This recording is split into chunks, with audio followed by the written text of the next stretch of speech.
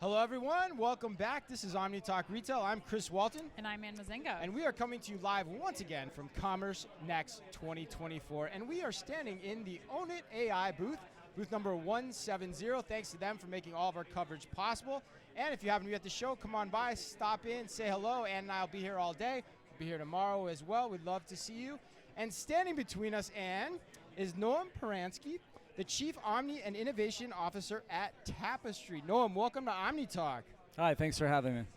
Yeah, we're excited to have you. How's the show been going so far? Pretty good. It is really busy this year. I think the show's grown quite a bit. Oh my god. And it was still a pretty big show last year. Yeah, I agree. Yeah, it's really loud too, I think, too. That's the other thing Ann and I have noticed. There's a lot of noise here in the background. But yeah, I mean, so you're on the circuit. It seems like you're at all the trade shows we're at, but we've never actually had the chance to interview you, so thanks for doing this, number one. I'm an elusive interview. You cornered me like a wild animal. We cornered you. We're not going to let you go. All right, but tell the audience about yourself. Tell us about your background and your role. Yeah, from a background perspective, I was a consultant for a really, really long time, focused on retail and brands pretty much throughout. First 11 years or so I was at Kurt Salmon Associates, which is now part of Accenture Strategy, but got really great mentorship from some, total legends of retail. And then I did a 6.5-year stint at AlixPartners doing all of the kind of hard luck stories of retail, trying to do the impossible. Mix of turnaround and then kind of urgent consulting. Last client I had there was Gap Inc., where I had an interim role, did an org redesign, and there was a new and empty box, and they coerced me into filling it. So nice. I spent a couple years in role at Gap, leading digital across the family of brands. Then got recruited to come over here to Tapestry. My first role is as Chief Digital Officer, building a unified platform for our brands in digital. During that time period, and with the help of the pandemic, we tripled sales in digital. And then with that, and after building platforms, we said, hey, stores are back open. We're continuing to evolve our customer centricity agenda. That's about Omni, that's about end-to-end, that's all the channels. And my role evolved to support all of the selling and engagement channels in our direct business, which is stores and online. Got it. And then I also have an enterprise innovation hat that I wear. That's quite a few hats that you have on your head. No. Yeah, not wearing a hat currently. Yes. Right. So, Noam, do you have product for stores then too? Like, is that under your purview as well? We have an Omni product management team as well. It's newer over the past year and a half, 2 years. We've had this organization, but we've tried to take a lot of the digital thinking and principles and resourcing and kind of spreading that out to include a focus on the stores and then most importantly the associates as well. Yes, 100%. And you were on stage today with our friend Christina Gustafson. Tell the audience a little bit about what you all were covering on stage and how your background kind of played into that session. Yeah, the conversation was about omnichannel and what does it mean and what are we thinking about. I think the themes as a group that we talked about was, omnichannel isn't the same across the board. It's about creating a unified and meaningful end-to-end experience. We talked about kind of what kind of investments that we've made. So for us, it's been evening out the investment between kind of quote-unquote digital and omni or stores, especially coming out of the pandemic, the learnings that entailed. And then Christina also asked a question about my role and kind of how do we set up our organization and what did that mean? I was going to ask because Tapestry, you're a family of brands. There's quite a few under We are a that family. umbrella. We are a work family. But like in your role specifically overseeing all of that, do you do different programming when it comes to omnichannel for each one of those brands? Is it, you try to find scale in some of the things that you're investing in? Like how do you approach that? Yeah, so I mean there are similar principles in Omni and in digital. We're trying to build enterprise platforms. We're trying to build scalable solutions. In digital, we've already built out a global unified platform. So if we build something for one brand, they all have it. Whether or not they choose to use it, that's up to them. And of course, the gray boxes, which become the content or whatever, like that is of course the complete provenance of the brands. But there's a lot of really discrete alignment building and lessons learned across the brands. I don't want to say in real time, but week by week, day by day. Sure. Omni initiatives are a little bigger and slower. We're on a unified stack, but there's not necessarily that literal extrapolation, right?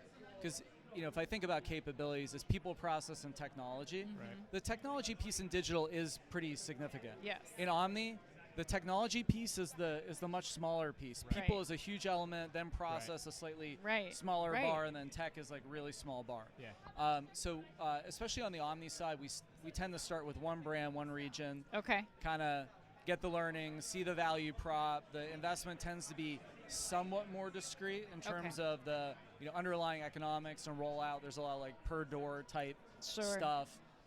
So that becomes more of a brand by brand, region by region decisioning, where digital, like, things flow quite quickly across brands and across the globe. Yeah, and I imagine adapting digital to those people is also an important nuance to think about too, because in the digital world you're most of the time talking to the consumer, but in this case too you're talking about the omnichannel capabilities for the store associates. Is that right? Yeah, I mean, it's any of their tools, right? So I mean, there's a hefty amount of change management. So again, that people and process piece is huge. The tech, some of the tech we're employing is fairly advanced, but most of it is pretty basic enablement or like fixing cracks in the concrete. Right. But any change, even if it's positive change and you're dealing with 15,000 people, there's a lot to consider. Yes. Where an A/B test, you're pushing out code, it goes out 5%. That's a very different. It's a different it's A/B, a very A/B different testing thing. scheme. Yeah, Right. it's a That's very right. different thing. It's well Yeah. said. Yes. Well said. All right, so you're kind of the weazened veteran here, for lack of a better way to put it. So you were saying beforehand too that you were at the show last year. I don't know if you've been here before that, but what is your take on I've been here for 100 years. 100 years? Yeah. All right, good. What is your take on the show so far, and how do you approach a show like this? I think the show's great. I've been on the advisory board for, I think, 3 years. 3 so years, I know the process that goes into the programming, and there's a village of like 50 of us in industry that are involved in the agenda. But the agenda seems really, really robust this year. Yeah. And I think there's a lot of topics that people are anxious to learn more about, like AI enablement and what are people really doing, and what's fact or fiction or hype or whatever. So I certainly think that's helping with the energy, and there's just been a lot of good groups. I think they've leaned more heavily on panels than a lot of like big presentations. Sure. I think that's better, honestly. Yeah, I do too. Yeah. It's less prep for everyone who's involved, and I think it keeps it more dynamic. Yeah, it keeps for the audience. conversation So more organic conversation for sure. Yeah. So I think it's been very strong. Yeah, excellent. You look great for being 100 too, by the way. You Yeah, look really good. I'm You're good. full of I formaldehyde. gotta have what you're having. I'm I well gotta have what you're preserved. having. Yeah. Right. Yeah. Well, Noam, let's close out with kind of what you're looking forward to this holiday season going into 2025. What are you excited about in your work? I think in terms of excitement and what could be out there between now and holiday, it's going to be interesting to see what of this generative AI might impact some of the holiday shopping. That's interesting. Might be too early for some of that to get to scale, but I think things are evolving pretty quickly. So I think that's going to be interesting. And then if some people are starting to employ it, how fast will the consumer expectation shift? I think the consumer environment's been a little more bumpy, but I'm gonna be optimistic that after the election, the consumer is going to be looking for some retail therapy. Yes. Relief. Yeah. Yes. And we and the rest of the folks here at this conference are going to be ready to help with the medicine. Yes. Yeah. We always love predictions too. Can you offer up any in terms of where you think generative AI might impact things for the holiday season across retail? I think a little bit maybe on the shopping experience side. Okay, how so? I'd like to see some folks get some digital shopping assistance out there. Okay. I think also in the customer service front, like customer service, it's a tough road to make improvements there. Right. I think historically people have not liked the chatbot experiences. They have not delivered well. They haven't. Yeah, they don't. Yeah, give they've you not been anything good experiences. useful, Right. right. You see a chat kind of box today. It just almost blinks bad experience here, right? Yes. But I do think this is where generative does a pretty nice job on kind of the tried and true things that comprise 80% of most people's contacts. Right. So I hope the consumer starts to see some meaningful improvements in experience through this holiday and into next year, and I think the tech's going to enable that. Have you started testing that at Tapestry at all, or I can't comment on That's stuff fine. that we don't Yeah, have no, that's no fine. worries. out yet. But we are certainly looking at how generative can help us to make a better experience. Sure. to drive efficiencies more along how do we help our teams to be more creative. Yeah. We have a large program at scale, specifically at Coach. You talk about the, one brand versus others. Yeah. But, we're leveraging large language models to help to encourage and then synthesize data from the field.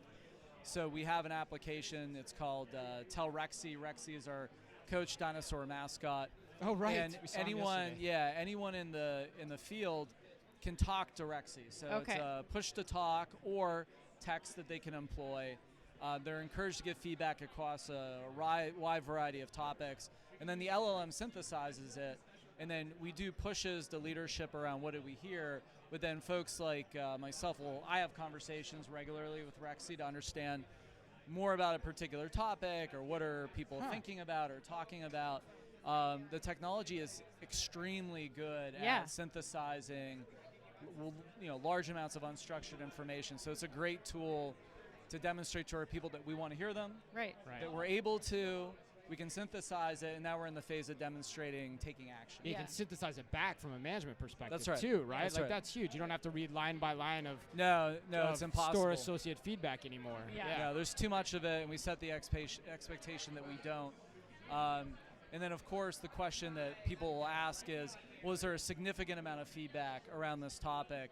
And so we've done some other statistical modeling. So it's kind of like machine to machine that allows us to understand this is what was heard, and The quantity of Yes. it. Yeah, is there a significant amount Right. of volume here, or Sure. no, this is just something that's starting to bubble. Yeah. It's very cool It's stuff. like the old Yeah, it word is. cloud. Sexy remember? Rexy. I like it. It's Yeah. great. All right. Well, thank you so much, Noam. We Yeah, really thanks for having appreciate me. you taking the time. Thanks again to Ownit AI for making our coverage here at CommerceNext possible. And we have one more interview coming up for you today, and then we will be wrapping up day one of CommerceNext. So until next time. Be careful out there.